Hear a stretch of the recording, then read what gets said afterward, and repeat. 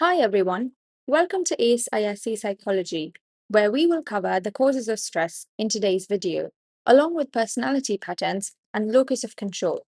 As someone who scored 100 in boards, I share exam tips and easy chapter explanations, so you know exactly which areas to focus on while studying.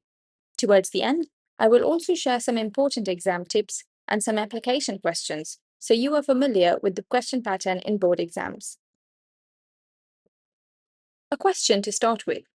Why is it that the same situation, a difficult exam, a difficult job, or a tense family situation, produces severe responses in one person but barely registers in another? The answer lies in understanding the causes of stress and the crucial distinction between causes that are external versus causes that come from within. External stresses are conditions in the environment, outside the person, that place demands on the individual and produce the stress response. Let us look at the major categories. First one is physical environment, stresses including noise, pollution, extreme temperatures, crowding, and poor lighting. These are stresses that act on the body through the senses and are to a significant degree outside the person's control, like traffic, construction, urban sound. These produce physiological stress responses, elevated blood pressure, and over time, impaired cardiovascular health. Work and organizational factors are also external stressors. Work is one of the most consistently identified sources of stress across all cultures and occupations. Let us look at some of the major work stressors. Workload. Both overload and underload are stressful through different ways. Work overload is one of the most commonly studied and produces the clearest health responses. Role ambiguity. When a person's responsibilities, expectations, and authority are unclear, the resulting uncertainty is a powerful stressor. People need to know what is expected of them. Role conflict. When the demands of different roles contradict each other, for example, a demanding work role that conflicts with family responsibilities, the person is caught between competing obligations with no way to satisfy both simultaneously. This also results in lack of control, which in itself is another stressor. Lack of control is perhaps the most consistently documented work stressor. Research shows that jobs characterized by high demands combined with low decision making latitude, where a person has too much to do but very little say in how they do it, are strongly associated with cardiovascular disease, anxiety, and burnout. Job insecurity. The uncertainty of whether one's employment would continue is a chronic stressor with significant health consequences. Interpersonal relationships are another major source of both stress and support. Social stressors include conflict in close relationships with partners, family members, or colleagues, social isolation and loneliness, the absence of adequate social connection, discrimination and stigma. Experiencing discrimination on the basis of race, gender, disability, religion, or other characteristics is a chronic, cumulative stressor that operates through multiple pathways. Coming to major life events. Now, as we noted in the previous video, Holmes and Rahe's scale demonstrated that major life events, including positive ones like marriage, promotion, or moving homes, places demands on adjustment on the person and produces stress responses. The cumulative effect of multiple life changes within a short period of time can substantially elevate health risk. Moving on to internal stresses. Internal stresses are conditions within the person, cognitive, emotional, or physiological, that produce or amplify the stress response. This is a critical distinction for your ISC exam. External stresses come from the environment. Internal stresses come from the person themselves. The most important internal source of stress is how a person thinks. Lazarus's cognitive appraisal model, which we touched upon in video 1, proposes that stress is not determined by events themselves, but by how a person evaluates those events relative to their own resources. If a person habitually appraises situations as threatening, catastrophizes them, and underestimates their own coping resources, they will experience more stress from the same situations than someone who appraises situations as challenges, maintains perspective, and trusts their ability to cope. Turning to some common maladaptive thinking patterns that generate internal stress. Catastrophizing, consistently imagining the worst possible outcome and treating it as the most likely or inevitable scenario. All or nothing thinking, interpreting situations in extreme terms, either a complete success or a total failure, with no middle ground. Personalization, attributing events to oneself, when they are not actually one's responsibility. Rumination, dwelling repeatedly on negative experiences, problems, or feelings, without moving towards a resolution. Rumination is one of the most reliably documented internal source of stresses. Let us put this in the context of personality. This is one of the most interesting sections and the most examined sections of this chapter. One of the most practically significant findings in stress research came from two American cardiologists, Friedman and Rosenman, working in the late 1950s and 60s. They observed that many of their heart disease patients shared a distinctive pattern of behavior and personality, and they set out to investigate whether this pattern was causally related to cardiovascular disease. Their landmark study, the Western Collaborative Group Study, began in 1960, and following more than 3,000 men over 8 years, they found that men who exhibited what they called the type A behavior pattern were approximately twice as likely to develop coronary heart disease as men with the contrasting type B pattern, even after controlling for traditional risk factors like diet, smoking, and exercise. So, what is the type A behavior pattern? Type A is characterized by a cluster of behaviors and attitudes: time urgency and impatience, a chronic pervasive sense of time pressure. Type A individuals feel that there is never enough time, that things are always moving too slowly, and that delays are intolerable. They tend to finish other sentences, get irritated in queues, and feel guilty when not working. Competitive achievement striving, an intense drive to achieve and to compete. Type A individuals measure their worth in terms of accomplishments and rankings relative to others.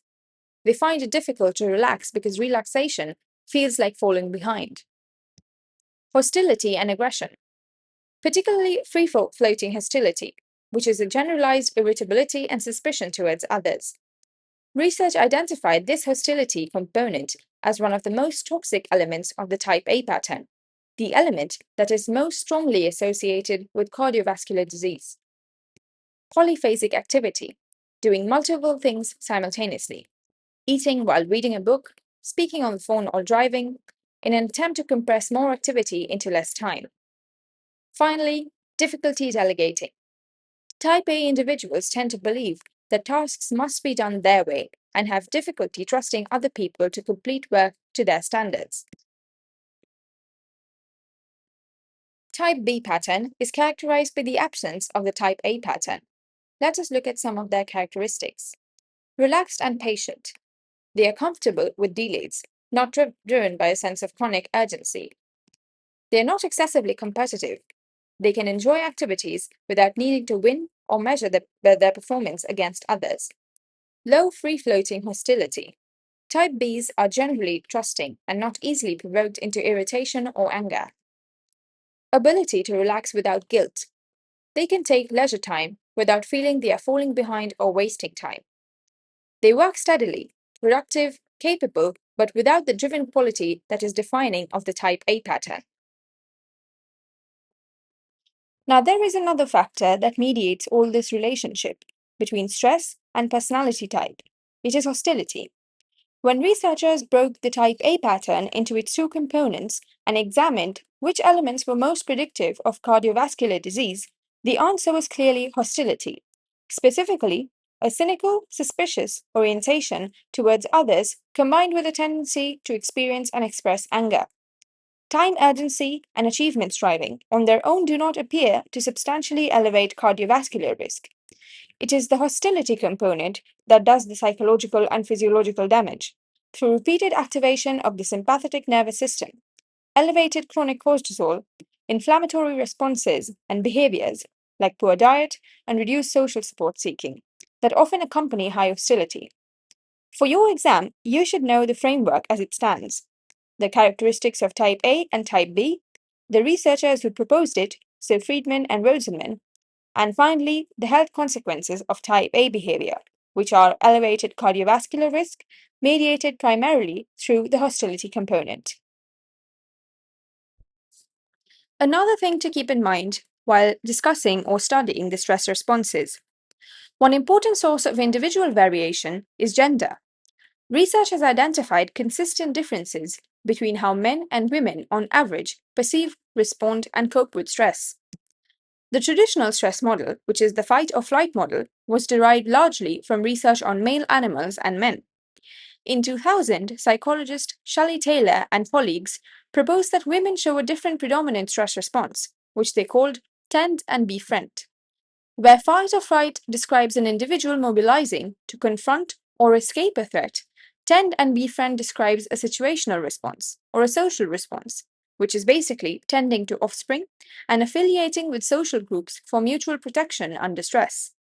Taylor proposed that this response is partly biological, mediated by oxytocin, a hormone that promotes bonding and is released during stress in women, particularly buffering the cortisol and adrenaline response. Now, this is a very important chapter for your exams: gender differences in coping and help seeking.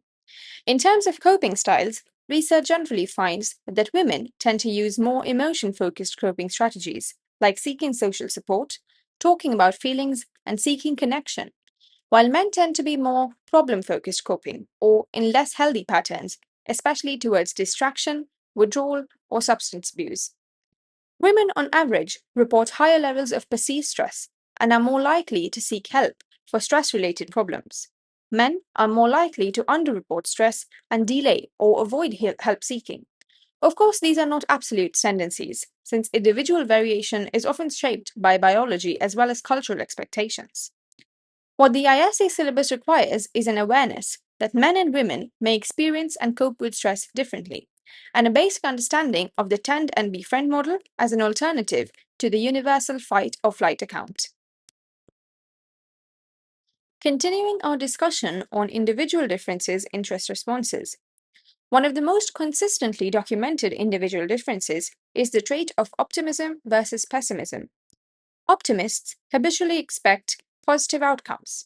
When they encounter a stressor, they are more likely to appraise it as a manageable challenge, to believe that their efforts will make a difference, and to expect that things will ultimately work out.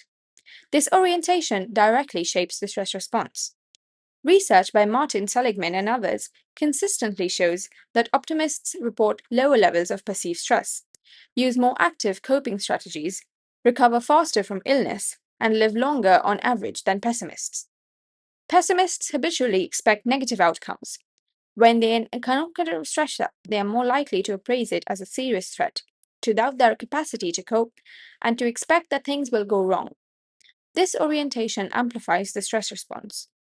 Pessimism is associated with a higher perceived level of stress, more passive or avoidant coping, longer recovery from illness, greater susceptibility to depression, and poorer health outcomes across multiple conditions. You may wonder why this happens. Well, the way people explain why events happen underlies this difference. Pessimists tend to explain negative events as permanent. It will always be this way.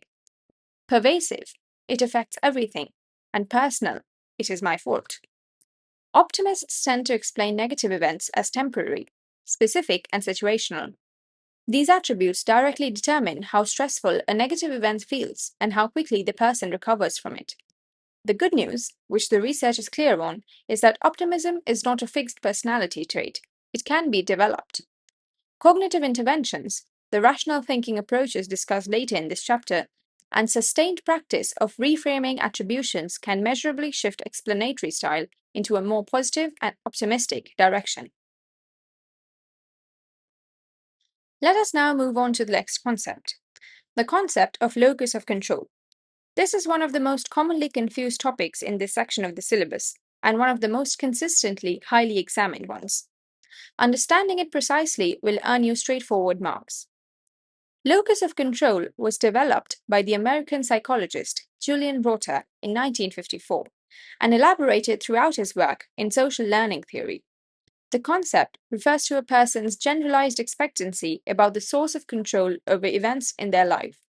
The word locus means location. Locus of control is about where a person believes control is located, inside themselves or outside themselves.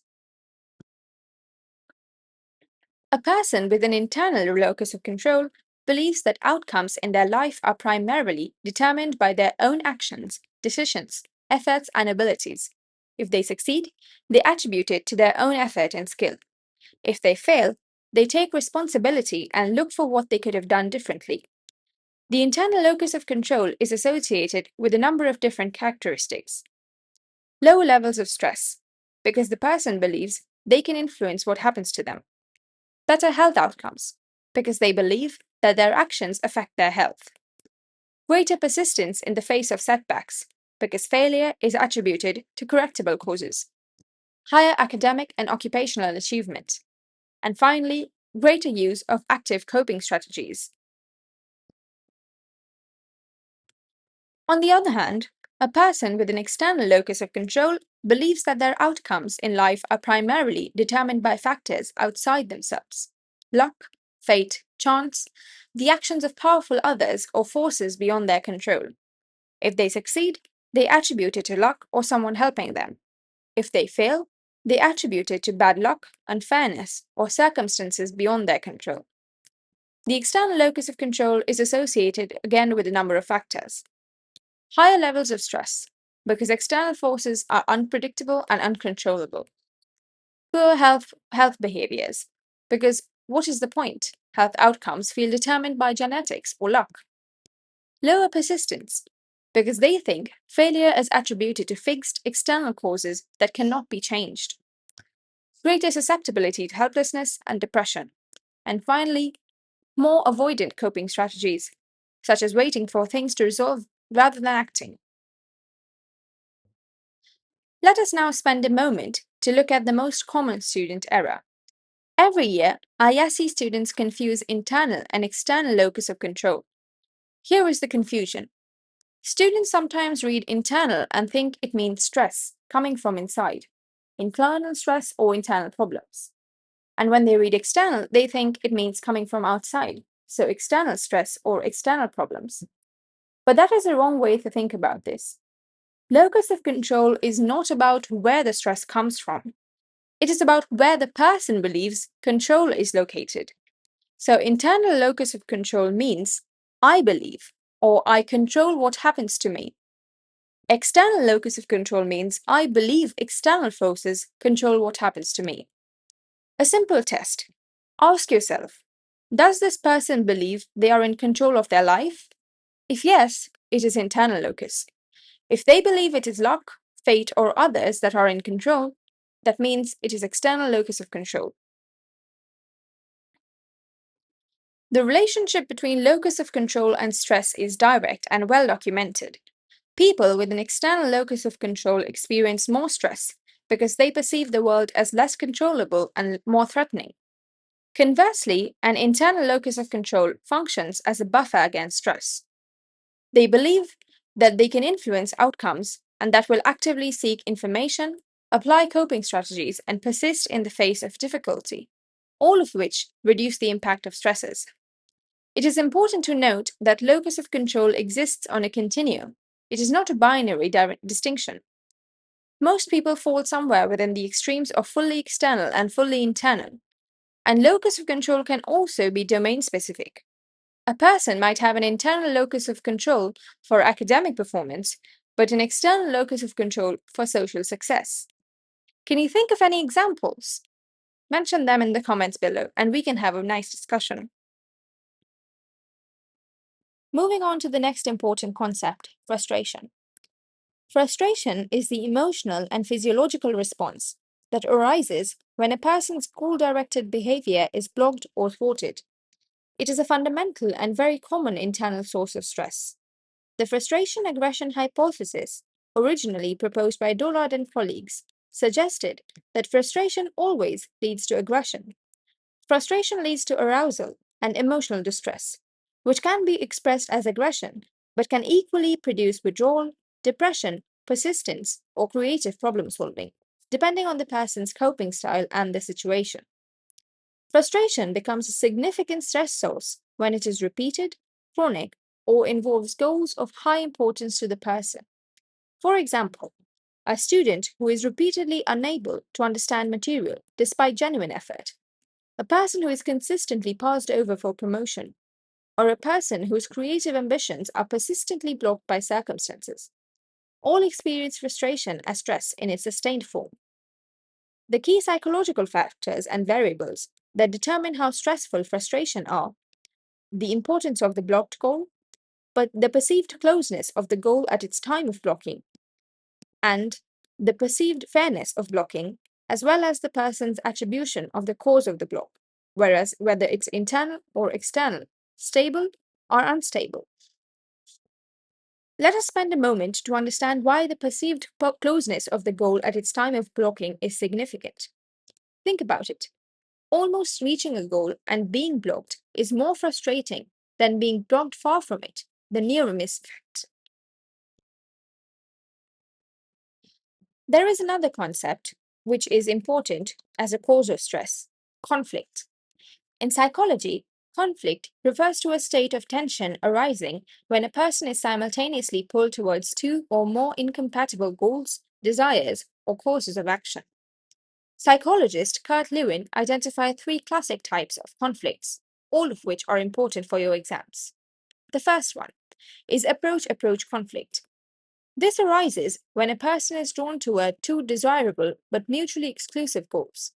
For example, being offered two attractive job opportunities in different cities and having to choose one. Although this sounds like a pleasant dilemma, it produces real stress. The person must forego something genuinely valued, and uncertainty about which choice is right generates anxiety. The second one, avoidance conflict. This arises when a person must choose between two equally undesirable options. For example, having to take a job that is poorly paid or remaining unemployed. The person cannot simply choose, or simply not choose in this case. Inaction itself is one of the most undesirable options. This type of conflict tends to produce the highest stress because there is no satisfying resolution. The last one is approach avoidance conflict. This arises when a single goal or object has both attractive and aversive qualities, when the person is simultaneously drawn towards and repelled by the same thing. For example, wanting to deliver an important presentation, which is approach, career advancement, or recognition, but fearing failure or embarrassment at the same time, which stimulates avoidance. This type of conflict produces ambivalence or an oscillation. The person moves towards the goal, then away, then towards again, and is particularly relevant to stress because it is extremely common and very difficult to often resolve. Conflict is a significant internal source of stress because it places the person in a position when there is no available choice that is fully satisfying. Every option involves a cost or a sacrifice. Why is conflict stressful? As we discussed, every available option involves some cost or sacrifice. There is no clean solution. Secondly, decision-making uncertainty prolongs the stress state. Prolonged conflict also depletes decision-making resources, also called decision fatigue. And finally, the unresolved conflict often involves rumination, a major internal stress generator. Another source of stress are pressures or demands. These are from the environment, from others, or from the person's own standards and expectations that require performance at a specific level within a specific time frame. Pressures can be both internal or external. External pressures come from others: parental expectations, employer demands, competitive peers, deadlines, social norms, and institutional requirements. These are demands placed on the person from outside. ISC students, you will be familiar with these: exam pressure, parental expectations about performance, competition for admission. All of these are external pressures, as you will know very well. Internal pressure is generated by the person themselves, the standards, expectations, and requirements the person places on their own performance. Perfectionism is one of the most prominent forms of internal pressure. The insistence that one's performance must be flawless, that anything less than the highest standard is failure. Internal pressures are often more psychologically potent than external ones because they cannot be escaped by leaving the situation. The demanding evaluator is within the person. The interaction between pressure and self efficacy, that is, the person's belief in their own capacity, is crucial. The same level of external pressure that motivates one person will overwhelm others, depending on how capable each person believes themselves to be. We have almost approached the end of this video, so let us go through the exam tips section, which is a key part in all of our videos. As always, don't forget to like, share, and subscribe to ISC Psychology. The big watch out for this section: external versus internal source of stress, so know the distinction. For type A and type B, know the researchers, Friedman and Rosenman. Know the characteristics of each type: 5 features for type A, 4 features for type B, and also know the health consequences. For example, type A is associated with elevated cardiovascular risk, with hostility as the most important component. Do not confuse type A with successful. It is not the ambition that makes it dangerous, it is the hostility. For locus of control, know the researcher, Julian Rota, the definition, which is generalized expectancy about the source of control, the 2 types of locus of control with their characteristics, and the health and stress consequences of each. The most likely exam question is often: distinguish between internal and external locus of control and explain their relationship to stress. If you can write 4 clear, accurate sentences on each: the definition, the belief, the characteristics, and the stress consequence, you will have full marks. Now, before wrapping up this video, as promised, I wanted to take you through the examiner marking scheme for potential ISC questions. A lot of you have been asking me to go over how or what the examiners actually look for when marking answers. Let us look at this question. It is a statement question which has 2 subparts that you need to answer. Anil is a highly motivated person and has and is determined to achieve success. He gets easily angry. He prefers to stay busy and has difficulty relaxing. So the first part of the question is asking which personality type best describes Anil. So if you have read the characteristics of type A and type B personality, you will see that there are certain features in this statement itself which closely relate to the type A personality: highly motivated, determined to achieve success, easily angry, prefers to stay busy, and difficulty relaxing. So these are all traits of a type A personality. So type A is the correct answer for part 1. Part 2 gets a little more interesting. It is asking you to explain any 3 diseases that Anil may be prone to relating to his personality type. Over here, a lot of people, a lot of students in fact, write the names of 3 diseases: cardiovascular diseases, heart diseases, ulcers, hypertension, and so on. However, note that this is a 3-mark question. It is not only asking you to name 3 diseases, it is also asking you to establish the link between his personality type and why these diseases may occur. Over here, you have to explain why personality type is linked to stress. So go back to the features: hostility, time pressure, impatience, restlessness, an intense drive for achievement, a drive to succeed, which in turn makes it very difficult for type A people to relax. Make sure you spend at least 1 or 2 sentences explaining this link instead of simply stating the 3 diseases. It is very important that you pay attention to the second half of the second part of this question: may be prone to relating to his personality type. So that completes the causes of stress. In video 3, we move on to consequences, and we will look at the inverted U, the relationship between stress level and performance. See you in the next one.